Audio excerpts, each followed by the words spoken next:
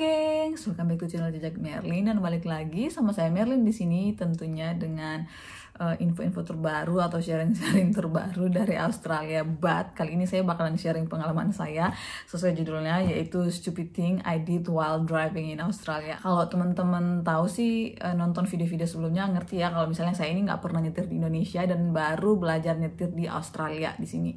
Jadi tolong dipahami kalau saya melakukan stupid things ini ya karena memang baru belajar, bukan driver profesional ya gengs. But saya mau sharing ini supaya semoga bisa membantu teman-teman biar nggak melakukan hal yang stupid seperti yang saya lakukan ya. But anyway, nggak usah panjang lebar, langsung aja kita masuk di topik. Yang pertama, ngasih indikator kiri tapi malah belok kanan. Nah kalau ini mungkin buat teman-teman di Indonesia terkenalnya emak-emak ya yang bikin kayak gini ya. Mungkin saya juga sudah lumayan tua sih ya, jadi makanya otaknya itu udah agak-agak enggak seimbang gitu ya.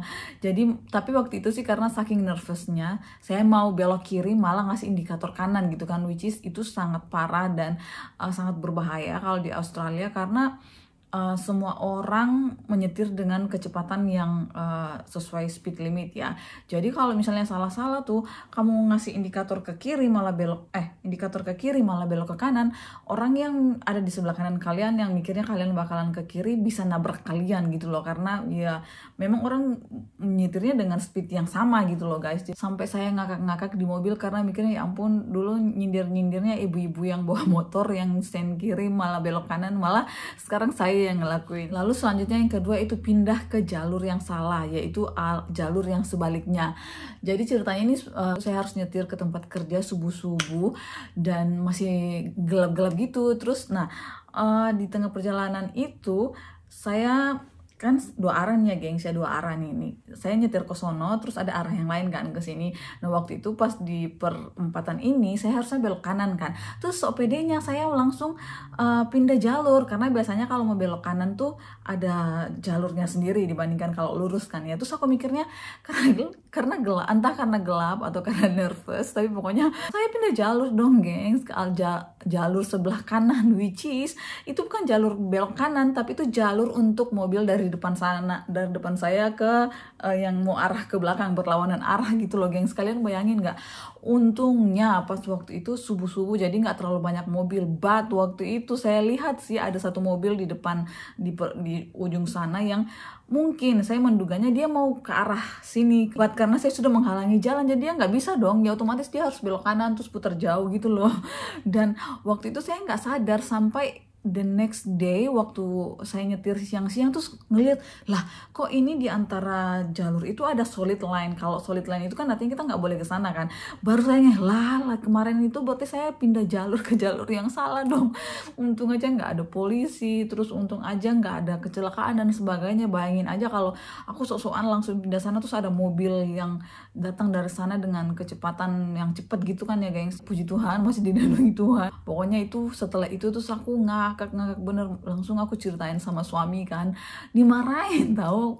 I mean buat saya tuh konyol gitu loh, how come, like konyol banget sih buat aku. Tapi pas aku ceritain ke suami diomelin tahu, karena dia tuh bener-bener yang strict ya, dan dia yang selalu kalau aku ngelakuin kesalahan sedikit aja pasti langsung diomelin karena dia tuh khawatir banget sama keselamatan jiwaku gitu loh. Lalu yang ketiga yaitu nggak shoulder check, main pindah jalur aja. Seperti yang teman-teman tahu di Australia ini wajib banget shoulder check. Shoulder check itu yang kalian harus lihat ke belakang seperti itu, bukan hanya lihat di kaca spion kalau mau pindah jalur ya. Nah ini kejadiannya pas aku lagi rame-ramenya dan nyetirnya di city pula guys, di city. Terus dan waktu itu ada babang sih waktu itu, jadi benar-benar langsung kena omel. Jadi saya ngerasa udah ngeliat di kaca spion, tapi ya karena belum terbiasa ya cek shoulder kayak gini. Terus aku main indikator mau belok kiri, terus mau belok kiri langsung tiba-tiba tin kayak gitu loh. Ada suara orang ngeklakson dari belakang dan langsung kaget tuh, langsung belok kanan lagi dong aku. Terus langsung diomelin sama suami. Nah tuh kan makanya itu kalau kamu mau pernah denger bla bla bla, pokoknya kayak gitulah. Dan itu aku benar-benar belajar dari kesalahan itu dan benar-benar yang deg dan benar-benar nggak setiap kali sebelum aku pindah jalur setelah itu selalu shoulder check sampai bolak-balik. Bahkan jauh-jauh sebelum aku harus belok kiri pun udah ngecek semua kaca spion, mastiin kalau ada mobil nggak di belakang atau nggak ada mobil kayak gitu. Dan setelah itu pun aku bakal shoulder check lagi, mastiin bahwa di blind spotku ini nggak ada mobil, geng. Itu salah satu penyebab kecelakaan yang tertinggi juga sih, gengs. Jadi kalau itu kenapa kalau di sini aturannya kalian harus shoulder check. Kalau kalian nggak shoulder check pas test driving, kalian bakalan fail. Lalu yang keempat yaitu nggak berhenti 3 detik di stop sign. Nah, ini bolak-balik dimarahin si Babang sini karena kebiasaan ya, kalau di sini kan saya nyetir kalau di tempat yang sepi tuh maksudnya buat apa sih berhenti kayak gitu loh. Dulu waktu masih awal-awal yang belum taat, maksudnya belum mengerti kalau hal itu penting, gengs. Di sini tuh ada tanda stop sign. Nah, aturannya itu kalau ada tanda stop sign, kalian harus berhenti setidaknya 3 detik. Mau ada mobil, mau nggak ada mobil, mau sepi, mau apapun itu, kalian aturannya harus berhenti 3 detik. Nah, waktu itu karena aku mikir, oh nggak ada mobil kok, ini kan daerah sepi banget ya, daerah perumahan gitu, nggak ada mobil, aku lanjut aja, langsung diomelin sama si Babang, pokoknya nggak boleh. Karena mereka taruh stop sign itu karena memang itu sesuai ukurannya, itu sangat berbahaya kalau kita nggak ngelakuinnya, gengs. Itu sebabnya setelah kejadian itu yang diomelin si Babang, terus aku ya benar-benar kalau misalnya ada stop sign, mau ada polisi, mau nggak ada polisi, mau sepi, mau area rame, pokoknya aku berhenti 3 detik, jadi nunggu bener-bener yang nyetir terus berhenti, baru ngitung 1, 2, 3 kayak gitu, baru jalan seperti itu, gengs. Jadi buat teman-teman yang di Australia, perhatiin ya sign itu, karena kalau pas apesnya bukan hanya soal keselamatan sih, apesnya pun juga kalau ada polisi bisa kena loh. Lalu yang kelima ini yaitu saya nggak berhenti di zebra cross. Kalau di sini cross pathway ya. Jadi kalau di Australia itu kan, kalau teman-teman udah tahu, pedestrian tuh paling utama. Jadi kalau kalian mobil sama orang itu harus diutamakan daripada mobil. Jadi kalian harus nunggu mereka lewat dulu baru kalian nyetir, kan nggak kayak di Indonesia yang kalian yang harus mengejar gimana caranya biar bisa menyeberang supaya karena mobil-mobil ini nggak bakalan berhenti buat kalian. Nah, ini kejadiannya waktu itu saya selesai belanja di shopping center. Waktu itu karena saya buru-buru tuh saya nyetir, terus saya udah lihat sih, biasanya saya berhenti buat orang-orang ya, tapi waktu itu saya lihat ada perempuan bersama anjingnya, dia itu masih tunduk gitu loh di bawah, entah ngapain sama anjingnya, pungutin pup anjing atau something like that. Jadi saya mikir, oh berarti saya jalan dulu aja kayak gitu kan, daripada dia. Lah pas saya jalan dekat jalur itu, dia langsung mau jalan gitu loh, ngomel dia. Pas orangnya lihat aku nggak berhenti nungguin dia selesai dengan urusan anjingnya itu, gengs. Udah aku bilang maaf masih ngomel perempuan. Udah tau lah kalau orang Australia ngomel tuh swearing dan sebagainya, sampai jari-jari ditunjukin gitu loh. Padahal aku udah bilang sorry gitu loh. I mean, itu juga bukan sepenuhnya kesalahanku sih. Dia kan masih duduk tunduk ngabungutin pup anjingnya atau perbaikin something sama anjingnya. Jadi aku mikir mungkin dia nggak bakalan nyebrang. Jadi makanya itu aku jalan aja kayak gitu loh, gengs. Tapi sejak itu akhirnya aku memutuskan kalau udah lihat orang di sono, aku bakalan berhenti. Doesn't matter dia udah siap mau nyebrang atau nggak siap nyebrang, pokoknya aku berhenti nunggu dia lewat kayak gitu loh. So ya, buat teman-teman yang baru menyetir di Australia, perhatiin ya, kalau di zebra cross utamain pedestrian dan pokoknya berhenti dah nunggu mereka nyebrang kayak gitu. Meskipun dikatain mereka masih bergosip atau ngapain di zebra cross itu, give them way supaya kalian nggak diacungin jempol jari tengah kayak gitu. Lalu yang keenam ini pengalaman pas nyetir di highway. Kalau teman-teman tahu di highway itu ada speed limit ya. Biasanya sekitar 100 sampai 110 km per hour. Jadi benar-benar harus keep up sama kecepatan itu. Nah, waktu itu kejadiannya ini di awal-awal saya baru dapat license. Saya tuh kalau kecepatan 100 tuh masih agak takut. Karena belum terbiasa ya, biasanya hanya nyetir di 60 atau 80 maksimal. Terus kalau pas harus nyetir di 100 tuh kayak ini mobilnya nanti hilang kontrol atau something like that kayak gitu loh, gengs. Makanya saya selalu berusaha mengikuti betul-betul kecepatan speed limitnya kayak gitu loh. Atau kalau misalnya saya biasanya di jalur yang lambat. But waktu itu saya sok-sokan gitu kan ya, karena udah jago kayak gitu loh, gengs, di highway. Lalu saya kalau mobil otomatis itu kan ada cruise control ya, jadi itu saya put cruise controlnya on dengan kecepatan 100 km per hour. Jadi aku mikir kan, ini kan 100 km, nggak mungkin lah ada orang yang mau speeding, karena kalau speeding kan kena fine lah ya. Habis gitu aku sok-sokan dong pindah ke jalur kanan, paling kanan ya, gengs, jalur paling kanan dengan kecepatan 100 di kecepatan yang speed limitnya 100, berarti kan udah bener kan ya. But ternyata gengs, yang kalian gak tahu, orang-orang di sini tuh kalau kalian hanya mau sampai 100 doang sesuai dengan speed limit, kalian jangan coba-coba pindah ke jalur kanan, karena jalur kanan itu jalurnya orang-orang yang pengen cepet, yang biasanya nggak peduli, mereka speeding up kayak gitu loh gengs. Sampai waktu itu kejadiannya sering banget tuh yang orang dipepet-pepetin gitu loh biar saya pindah ke jalur yang lain. Dan waktu itu kan saya belum jago ya pindah-pindah jalur, jadi gak tahu jadi lama tuh dipepetin sama si mobil ini. Si mobil yang di belakang ini udah mikir kali, nih perempuan kenapa nggak pindah-pindah sih, kalau lu lambat ya pindahlah ke jalur yang tengah kayak gitu loh gengs. Jadi apa yang di pikiranku, oh 100 km/h saya boleh di sebelah kanan, itu salah gengs. Kalau kalian mau di kecepatan 100 km kalian dan mau pindah di jalur sebelah kanan, jalur untuk overtaking, kalian sebaiknya lebih dari 100 kalau berani ya. And also seharusnya kalau di highway itu kalian nggak boleh di stay di jalur paling kanan, karena itu jalurnya buat overtaking mobil yang lain. Jadi kalau misalnya kalian lihat mobil depan kalian lambat, kalian pindah jalur kanan untuk overtaking, setelah ngasih space harusnya pindah ke jalur kiri lagi kalau nggak ada yang kalian overtaking next selanjutnya kan geng. For safety reason buat aku sendiri, aku akhirnya sekarang lebih memilih untuk menyetir di jalur tengah gitu loh. Yang selanjutnya yaitu saya tanpa sadar tailgating mobil yang lain.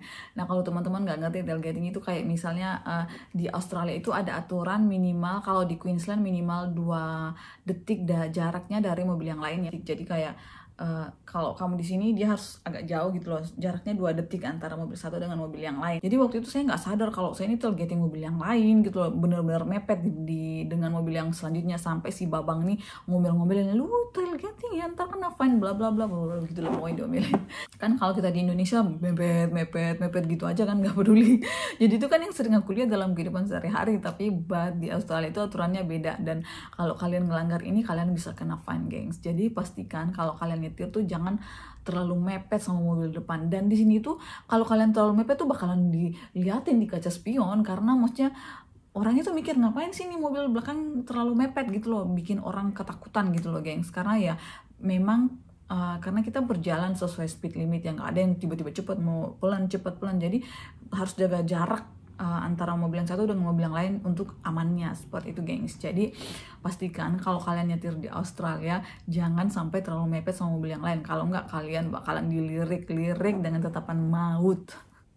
Lalu selanjutnya waktu itu saya pernah kejadian ini di highway juga nih gengs. Ini ceritanya ada mobil gandengan gitu kan ya, ada truk yang besar gitu loh, trailer gitu.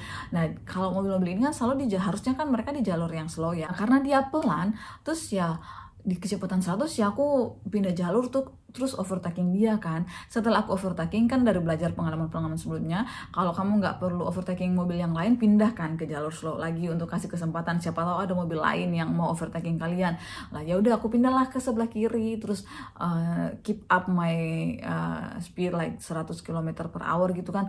Lah tiba-tiba mobil yang cepat ini dia overtaking, dia pindah jalur dong gengs untuk overtaking aku, dan dia speeding up gitu loh. Terus habis itu ya aku slow lah. Pas aku slow dia ngikutin slow dong. Aku tuh kalau bisa sebaiknya jangan samaan dengan mobil gede. Kalau something wrong, kalau misalnya sering lihat kan terguling kayak gitu kan, something wrong dengan truknya kan, aku apes kan ya kalau kena. Jadi aku selalu berusaha kalau nggak di belakang ya di depan lah. Nah terus aku pelan, dia ikutan pelan. Aku mau speeding up untuk overtaking, dia ikutan speeding up. Itu kesel banget rasanya pokoknya gengs. Akhirnya tahu nggak apa yang aku lakuin? Melakukan hal stupid lainnya, yaitu speeding. Jadi aku lihat nggak ada polisi, nakal sini, dan harusnya ini jangan ditiru ya gengs. Tapi karena aku takut sama si mobil ini, ngapain dia kayak aku pelan dia pelan, aku cepet dia cepet kayak gitu kan. Terus akhirnya aku speeding up overtaking dia sambil senyum-senyum tertawa bahagia gitu ya. Tapi pas aku ceritain si babang kena omel lagi gengs, karena harusnya nggak boleh seperti itu ya. Maksudnya kadang-kadang di jalan tuh kayak gitu nggak sih ya, kayak perlombaan gitu ya. I don't want you overtaking me, saya juga bisa kok speeding up kayak gitu-gitu. But ya dulu itu Merlin yang dulu pas baru dapat license ya, sok-sokan gak mau dikalah. Tapi setelah itu kalau ada orang yang mau overtaking ya monggo, harus give away ke orang lain ya monggo kayak gitu. Saya lebih ke calm down sih sekarang untuk nyetir mobilnya, mungkin lebih wise lagi ya, karena belajar dari pengalaman dan sadar bahwa menyetir itu bukan hanya soal keselamatan kita, tapi keselamatan orang lain juga. Dan bukan hanya soal kita yang hati-hati. Kalaupun kita hati-hati dan orang lain gak hati-hati itu hal yang tidak diinginkan itu bisa aja terjadi gitu loh gengs. Jadi pokoknya benar-benar caution selalu, kalau misalnya benar-benar hati-hatilah kalau menyetir di mobil. Yang terakhir, waktu awal-awal bahkan kayak sampai sekarang pun kadang aku lakuin bukan aku lakuin sih, tapi kadang-kadang masih confused. Jadi dulu tuh aku sering banget yang misalnya di perempatan gitu kalian mau belok gini kan gengs, ada beberapa jalur gitu kan, aku tuh suka bingung mau belok kiri tuh kadang-kadang tuh suka tiba-tiba pindah di jalur yang tengah kayak gitu. Misalnya 2 jalur yang belok gini, aku tuh suka yang pindah ke sono, atau misalnya aku di jalur sini harusnya keep up di sini, malah pindah ke jalur yang kanan kayak gitu. Dan itu sangat berbahaya karena kalau misalnya ada mobil dari belakang dan kita motong mobil dia tanpa dia tahu, dia itu kecelakaan bisa terjadi gitu loh gengs. Jadi kadang-kadang tuh aku harus benar-benar kalau udah di lampu merah, aku benar-benar perhatiin mana nih jalurku, ngikutin ngeliatin benar-benar mana, kan di jalan tuh ada tuh ya garis-garis putih tuh, aku liatin benar-benar nih mana nih jalurku biar nggak confused, jangan sampai aku pindah ke jalurnya orang lain. Kan itu beberapa kali kejadian seperti itu gengs, aku pindah ke jalurnya orang lain dan puji Tuhan banget masih dilindungi. Kalau sampai apes itu berbahaya banget sih. Jadi buat teman-temannya yang bakalan nyetir di Australia, I hope you are smarter than me. Jadi kalian nggak bakal melakukan kesalahan stupid things that I did. So kalau kalian nyetir di Australia, belajar untuk betul-betul pay attention dengan sekitar kalian. Rambu-rambunya benar-benar dipelajarin kayak gitu loh gengs. Jangan sampai kecelakaan lah, kalau bisa amit-amit ya. Dijauhkanlah kita dari hal-hal yang tidak baik. Anyway, sekian dulu video dari channel Jejak Merlin. Semoga ini cukup menghibur dan memberikan informasi buat teman-teman. Kalau teman-teman ada pengalaman yang lucu atau stupid things yang kalian lakukan di Australia pas nyetir juga, silahkan leave comment di bawah ya. Thank you for watching and I'll see you next video. Bye bye.